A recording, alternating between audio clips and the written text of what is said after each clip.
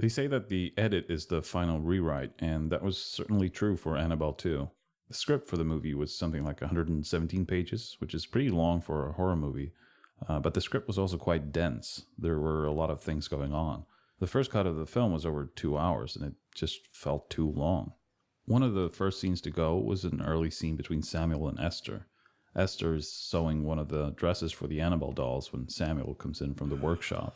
It was a scene we did in one long take, which can be fun to do, but it really limits you when you get to the editing room. I take it you're finished. The dolls are done. Yeah. Where's B? Upstairs, asleep. You don't say. But you seem so exhausted, Samuel. No. It was just pretend. Oh, you don't say. The point of the scene was just to show the happy times before everything went bad, but it felt like we got that from the other scenes, and this just made a long beginning even longer. One of the bigger changes was cutting out Sister Charlotte's backstory. Originally, we found out that Charlotte had lost a child of her own. We had a scene where she tells Mrs. Mullins how she got pregnant, and because she was a nun, or becoming a nun, she gave the child up. She later found out that her son had died at the age of 7 when he fell through a frozen lake and got trapped underneath the ice. This would come back and haunt her in 2 scenes. I have to. The first time, she wakes up in the middle of the night when she hears scratching underneath her bed. When she holds a light underneath the bed, she sees that the light projects a shadow of a little boy clawing at her bed as if he's trapped underneath ice.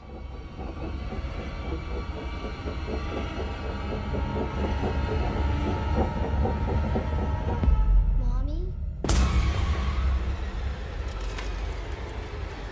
The second time was towards the end when Janice takes the form of her son and berates Charlotte for giving him up.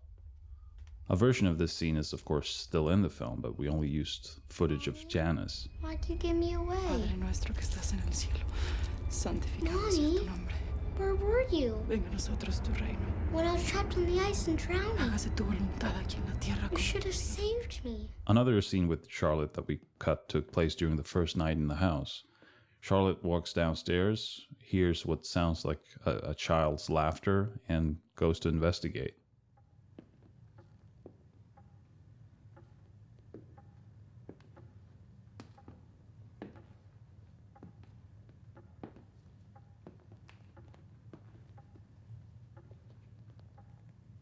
We had one of the PAs run by in the background as a creepy shadow.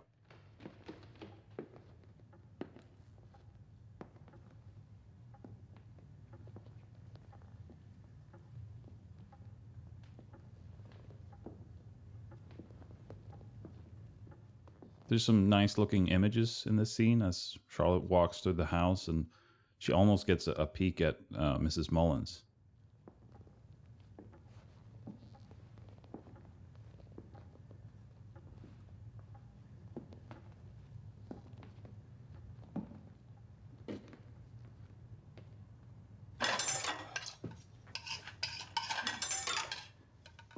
This scene stayed in the movie for a long time. It was actually right before a test screening when we were checking the projection of the film that I felt this scene had to go. We needed to get to Janice walking into B's room quicker because that's the really fun stuff. So I asked my editor, Michelle, if she could hurry back to the editing room and cut that scene out before the screening started, which she did.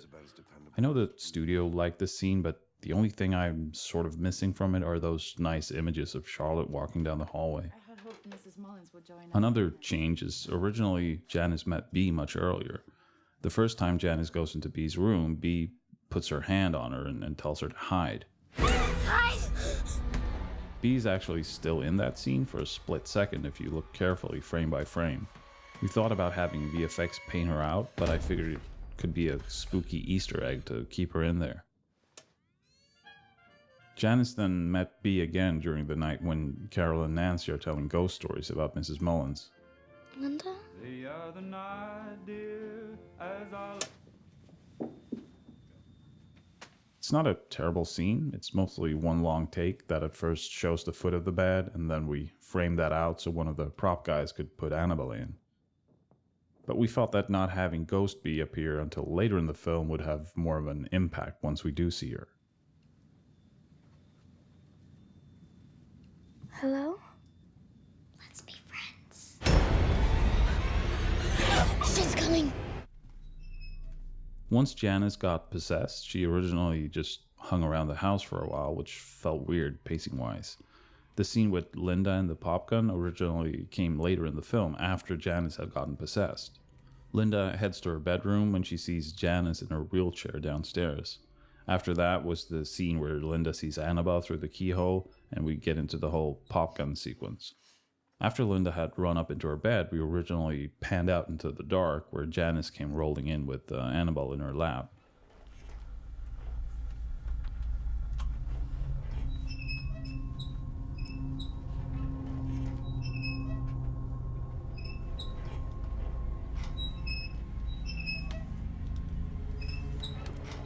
Lulu and Talitha did a great job as always, but I never really liked the scene.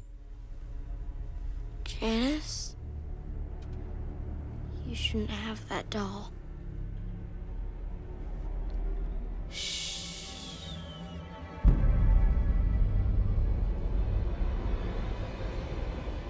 Janice?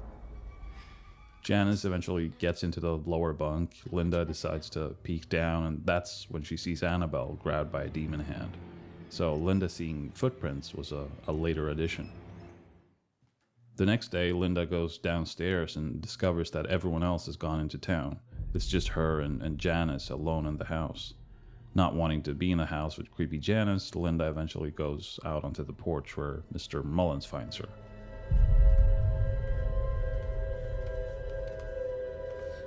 Sister Charlotte?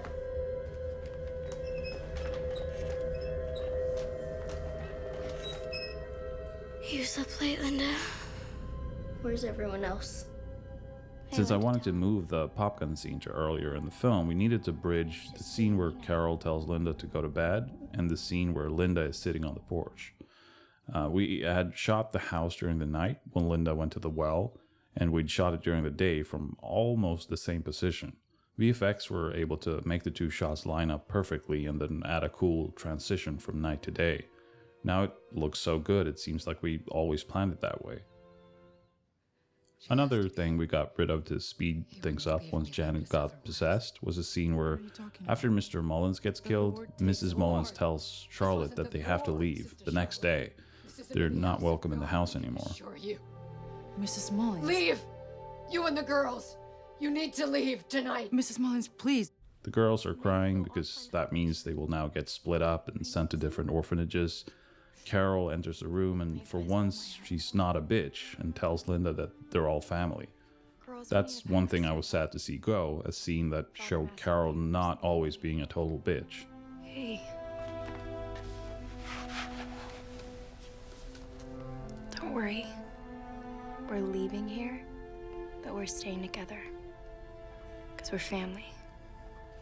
And that's what families do. A scene that was cut was Mrs. Mullins meeting the demon. Before the girls find her dead, we had her getting a Bible yanked out of her hands. It lands next to Annabelle that starts floating up into the air, kind of like she does in Annabelle 1, and we see that it's actually the demon holding on to Annabelle. It simply wasn't a great scene, so we took it out.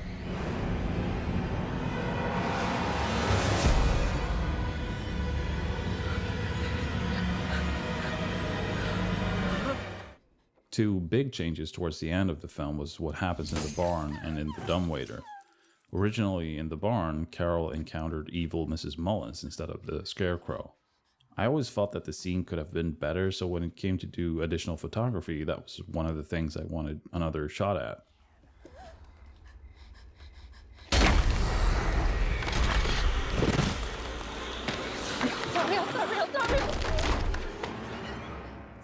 Although Alicia as evil Mrs. Mullins was kind of cool.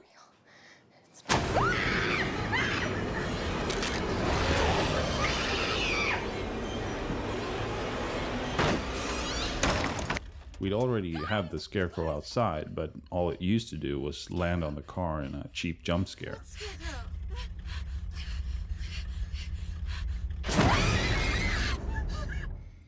What originally happened in the dumbwaiter was also an encounter with evil Mrs. Mullins. Linda never made it into the room downstairs. Instead, evil Mrs. Mullins came crawling into the dumbwaiter shaft.